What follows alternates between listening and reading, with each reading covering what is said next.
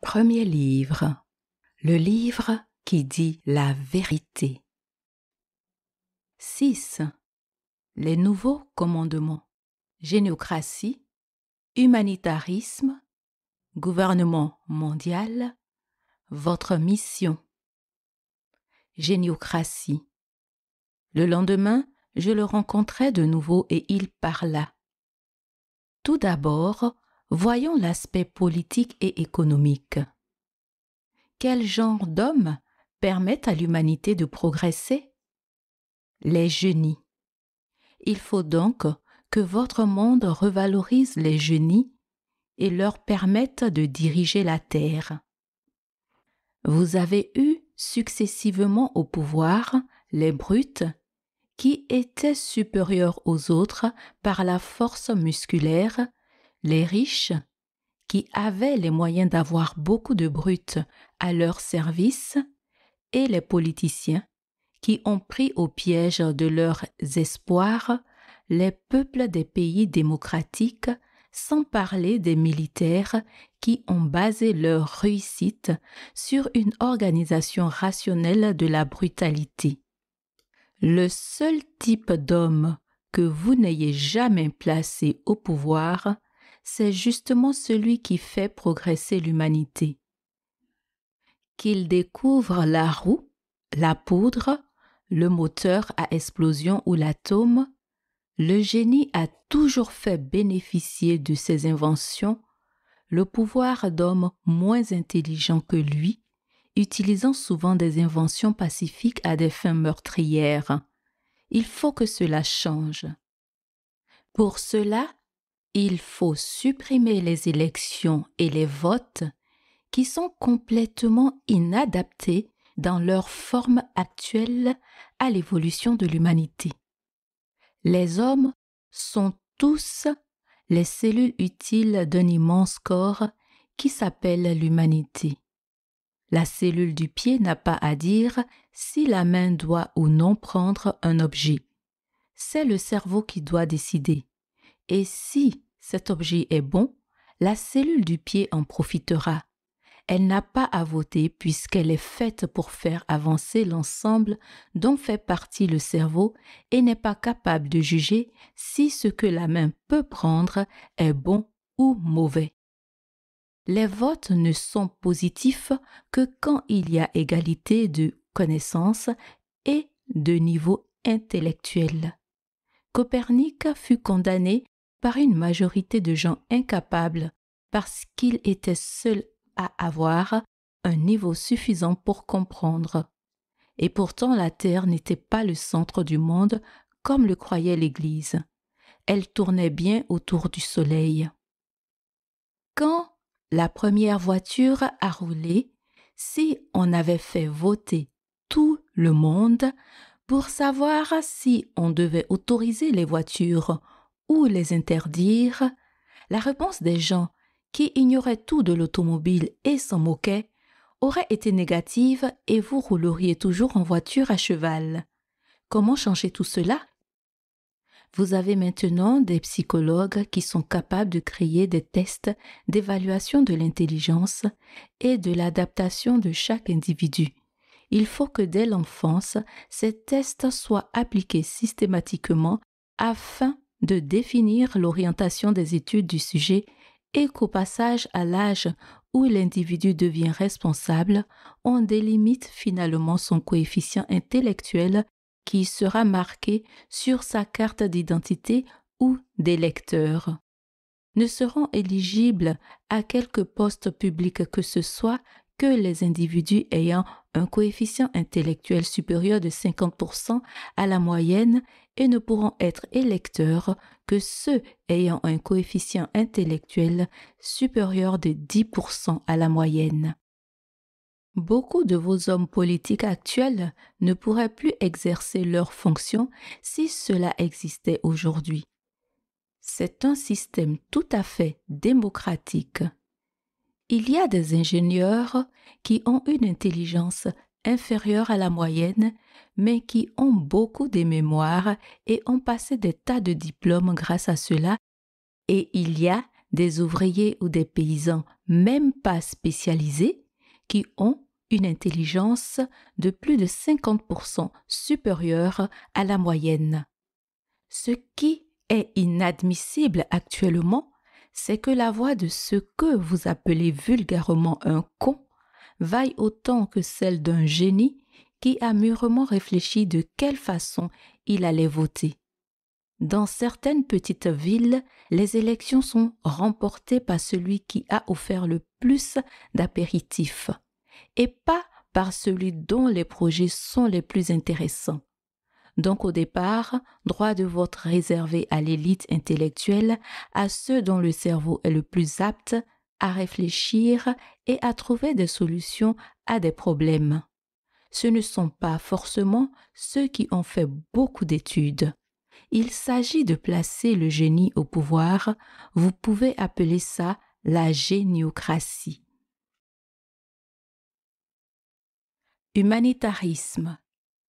Deuxième point. Votre monde est paralysé par le profit et le communisme ne parvient pas à donner aux hommes une carotte suffisante pour qu'ils aient envie de faire des efforts et de progresser. Vous naissez égaux et cela aussi est dans les écrits bibliques. Le pouvoir doit vous faire naître à peu près égaux en fortune. Il est inadmissible que des enfants peu intelligents puissent vivre dans l'opulence grâce à la fortune qu'ont amassée leurs pères pendant que des génies crèvent de faim et font n'importe quelle basse besogne pour arriver à manger, délaissant ainsi des occupations où ils auraient pu faire des découvertes profitant à l'humanité tout entière. Pour éviter cela, il faut supprimer la propriété sans instaurer pour autant le communisme. Ce monde n'est pas à vous. Cela aussi est écrit dans la Bible. Vous en êtes que locataire. Ainsi, tous les biens doivent être loués pour 49 ans. Cela supprime l'injustice des héritages.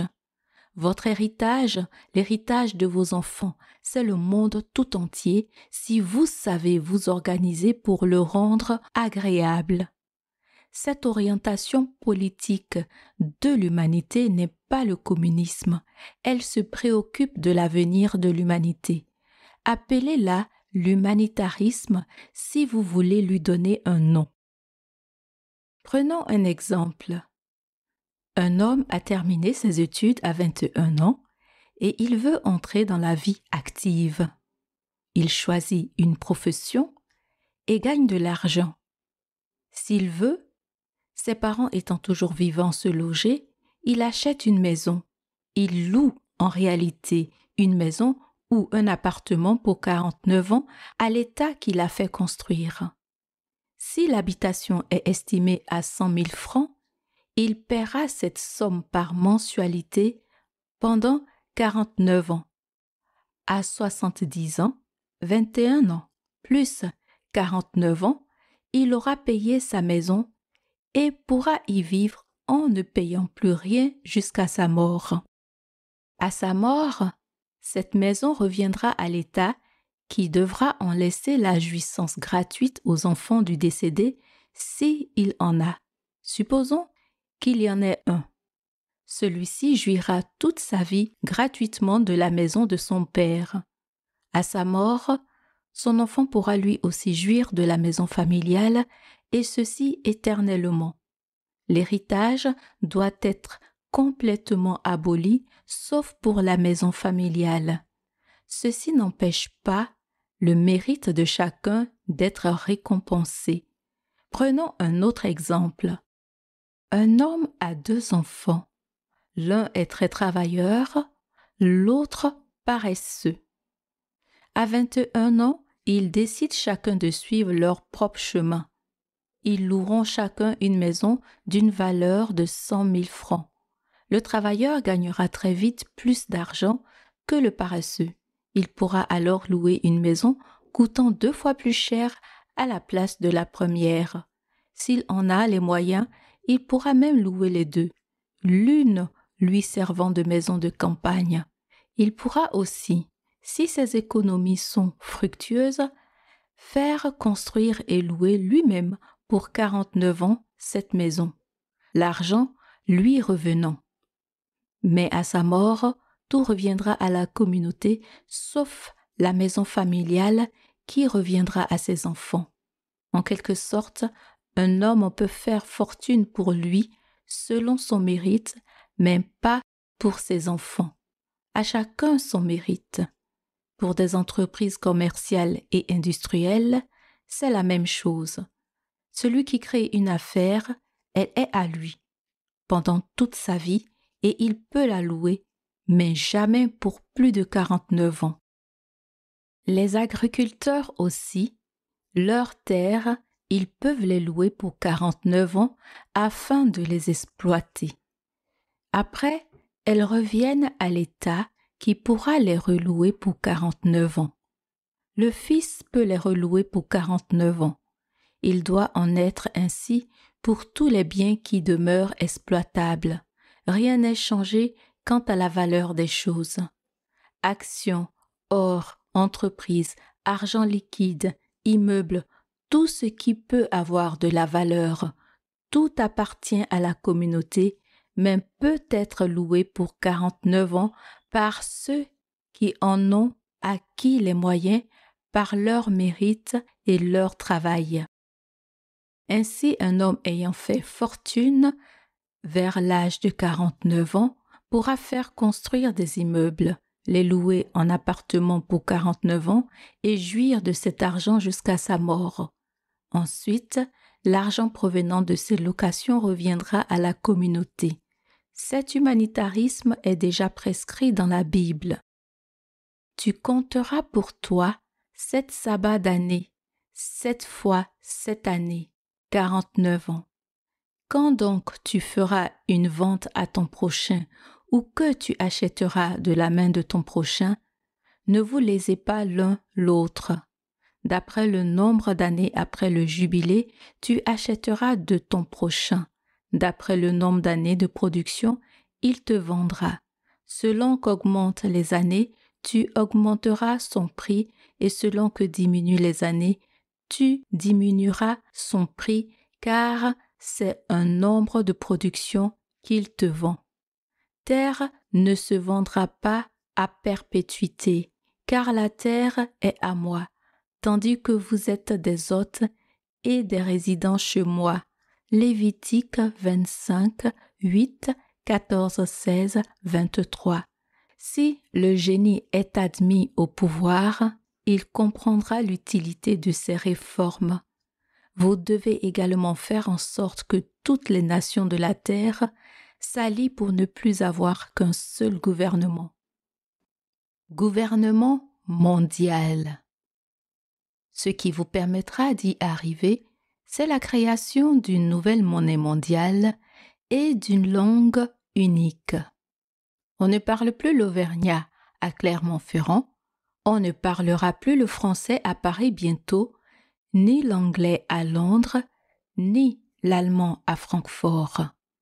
Vos scientifiques et vos spécialistes des langues doivent s'unir et travailler pour créer une langue nouvelle, inspirée de toutes et rendue obligatoire dans les écoles du monde entier comme deuxième langue. Pour la monnaie, c'est la même chose. La valeur mondiale ne peut être ni le franc, ni le dollar, ni le yen, mais une nouvelle monnaie créée pour les besoins de la terre tout entière, sans léser un peuple qui se demanderait pourquoi on a choisi celle d'un autre pays au lieu de la sienne. Enfin, le détonateur nécessaire à une telle union est la suppression du service militaire qui n'apprend que des choses servant à l'agressivité aux jeunes hommes et la mise au service de l'ordre public des militaires de carrière. Cela doit intervenir dans tous les pays en même temps, gage indispensable de sécurité. Votre mission. Comme je vous l'ai déjà dit, nous savons que notre venue officielle accélérerait bien des choses. Mais nous attendrons pour cela de voir que les hommes ont vraiment envie de nous voir venir qui nous aime et nous respecte comme des pères que nous sommes. Que nos engins ne soient pas menacés par vos forces guerrières destructrices. Pour arriver à cela, clamez à travers le monde que vous m'avez rencontré et répétez ce que je vous ai dit. Les sages vous écouteront. Beaucoup vous prendront pour un fou ou un illuminé, mais je vous ai expliqué plus haut ce qu'il faut penser des majorités imbéciles. Vous savez la vérité et nous resterons en rapport avec vous par télépathie pour vous redonner confiance et vous donner des informations supplémentaires si nous trouvons cela nécessaire.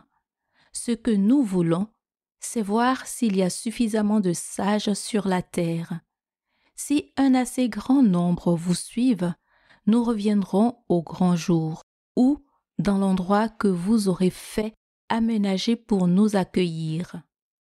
Faites construire une résidence dans un pays agréable, au climat doux, comprenant 7 chambres toujours prêtes à recevoir des invités, ayant chacune une salle de bain, une salle de conférence pouvant recevoir au moins 21 personnes, une piscine, une salle à manger pouvant accueillir 21 personnes. Cette résidence devra être construite au milieu d'un parc. Elle devra être à l'abri des regards indiscrets. Le parc sera entièrement clos de murs, empêchant de voir la résidence et la piscine. La résidence devra être située au moins à 1000 mètres du mur entourant le parc. Elle aura au maximum un étage de haut et devra être dissimulée des abords du mur par un rideau de végétation. 2 entrées existeront dans le mur d'enceinte. L'une au nord, l'autre au sud. La résidence possédera aussi 2 entrées. Sur le toit de la résidence, il y aura une terrasse sur laquelle pourra se poser un engin de 12 mètres de diamètre. Un accès de cette terrasse à l'intérieur est indispensable. L'espace aérien situé au-dessus et aux abords de cette résidence ne devra pas être soumis à une surveillance militaire directe ou effectuée par radar. Vous essaierez d'obtenir que le terrain où s'établira cette résidence, si possible plus vaste qu'il est prescrit, soit considéré comme terrain neutre par les nations et par le pays où il aura été choisi au titre de notre ambassade terrestre. Vous pourrez vivre avec votre femme et vos enfants dans cette résidence qui sera placée sous votre direction et vous pourrez y avoir des serviteurs et des invités que vous aurez choisis. Toutefois, la partie contenant les 7 chambres devra être située immédiatement sous la terrasse d'accès et séparée des lieux utilisés par les hommes par une épaisse porte métallique fermée en permanence et pouvant être verrouillée de l'intérieur. Un sas d'aseptisation devra être construit à l'entrée de la salle de conférence. Le financement de cette réalisation sera possible grâce à l'aide que vous obtiendrez de ceux qui croiront en vous, donc en nous, et qui seront donc sages et intelligents. Ceux-ci seront récompensés quand nous viendrons.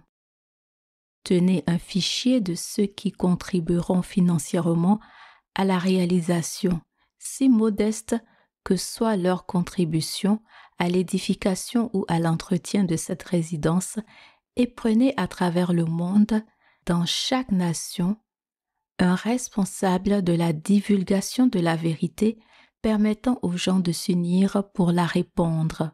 Faites près de la résidence, sur une montagne, venir du monde entier, tous les ans, les gens qui souhaitent nous voir venir après avoir pris connaissance de ces écrits. Qu'ils soient le plus grand nombre possible et faites leur pensée à nous. Souhaitez immédiatement notre venue. Quand ils seront assez nombreux et qu'ils auront assez intensément envie de nous voir, sans mysticisme religieux, en hommes responsables mais respectant leur Créateur, nous viendrons au grand jour et nous donnerons aux hommes de la terre notre héritage scientifique. Si les tempéraments guerriers sont réduits à une totale impuissance dans le monde entier, cela se produira si l'amour de la vie et de l'humanité pour nous, et donc pour elle-même est assez fort, oui, nous viendrons au grand jour. Nous attendrons, et si l'homme demeure agressif et progresse d'une façon dangereuse pour les autres mondes, nous anéantirons cette civilisation et les points où elle conserve ses richesses scientifiques, et ce seront de nouveau Sodome et Gomorrhe en attendant que l'humanité soit digne moralement de son niveau scientifique. L'avenir de l'homme est entre ses mains et la vérité est entre les vôtres. Répandez-la à travers le monde et ne vous découragez pas. Nous ne vous aiderons jamais ouvertement ni de quelque façon qui puisse servir de preuve aux sceptiques, le scepticisme allant souvent de pair avec l'agressivité. Les intelligents vous croiront car ce que vous allez dire n'a rien de mystique. Cela est important pour nous, que l'on vous croie sans preuve matérielle nous prouve plus que toute autre chose que l'on est intelligent et donc digne de recevoir de nous l'héritage scientifique. Maintenant, allez, vous ne serez pas oubliés si vous triomphez durant votre vie terrestre et même après, si nous devons attendre vos descendants pour venir, car scientifiquement nous pourrons vous faire revivre, ainsi que tous ceux qui auront mené les hommes sur la voie du génie humain, avec l'amour des créateurs, pour guide à la condition que leur reste soit conservé dans des tombeaux. Notre seule aide se bornera à apparaître dès à présent de plus en plus fréquemment afin de sensibiliser les gens aux problèmes et de leur donner envie de prendre connaissance de la vérité que vous leur transmettez. Progressivement, grâce à des apparitions de plus en plus fréquentes, nous arriverons à ce que l'opinion publique soit sensibilisée et à ce que nos apparitions ne déclenche plus une adoration stupide, mais un désir profond de rentrer en rapport avec nous pour les populations. Votre mouvement, vous l'appellerez le mouvement raélien.